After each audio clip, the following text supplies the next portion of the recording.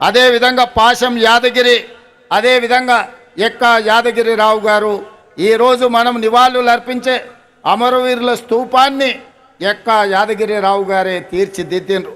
ఈ 9 మంది కవులను, కళాకారులను తెలంగాణ రాష్ట్ర ప్రభుత్వం గుర్తించడమే కాకుండా వారికి ఫ్యూచర్ సిటీలో 300 గజాల ఇంటి స్థలాన్ని ఇవ్వడమే కాకుండా ₹1 కోటి నగదు ఇవ్వడం ద్వారా ఒక తామర పత్రాన్ని తెలంగాణ రాష్ట్ర ప్రభుత్వం ద్వారా వారికి ఇవ్వడం, భవిష్యత్ తరాలు వాళ్ళ మనుమలు ములి మనుమనులు ఆ తామర పత్రాన్ని చూసి తెలంగాణ రాష్ట్ర ప్రభుత్వం వాళ్ళ కుటుంబ సభ్యులను గుర్తించింది.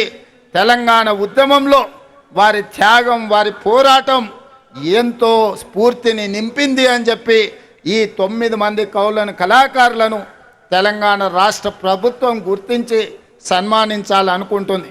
అందుకే వారికి తామర పత్రాన్ని రాష్ట్ర ప్రభుత్వం అధికారికంగా అందించడమే కాకుండా వారికి ఒక ఇంటి స్థలాన్ని, వారికి ₹1 కోటి నగదును వారికి ఇవ్వడం ద్వారా ఈ ప్రభుత్వం, ఈ 4 కోట్ల తెలంగాణ ప్రజలు మీ త్యాగాలను మరవలేదు, మీ త్యాగాలు చరిత్ర పుటలలో, మీ పోరాటాలు మా మెదళ్ళలో శాశ్వతంగా ముద్రించుకుంటాము.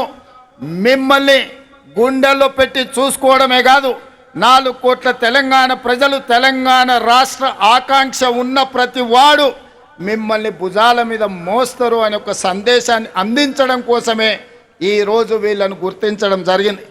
వాళ్ళకి ఇంటి స్థలమో లేకపోతే ₹1 కోటి ఆర్థిక ప్రయోజనం కోసమో ఈ రాష్ట్ర ప్రభుత్వం ఈ కార్యక్రమాన్ని చేపట్టలేదు. 4 కోట్ల తెలంగాణ ప్రజలు మీ త్యాగాన్ని, మీ సర్వం వడ్డడం వల్ల ఈరోజు తెలంగాణ రాష్ట్రం వచ్చింది. అందుకే ఈ రాష్ట్ర ప్రభుత్వం మిమ్మల్ని గుర్తిస్తుంది, గౌరవిస్తుందన్న సంకేతాన్ని ప్రపంచానికి అందించడం కోసమే ఈరోజు ఈ కార్యక్రమాన్ని తీసుకున్నాం.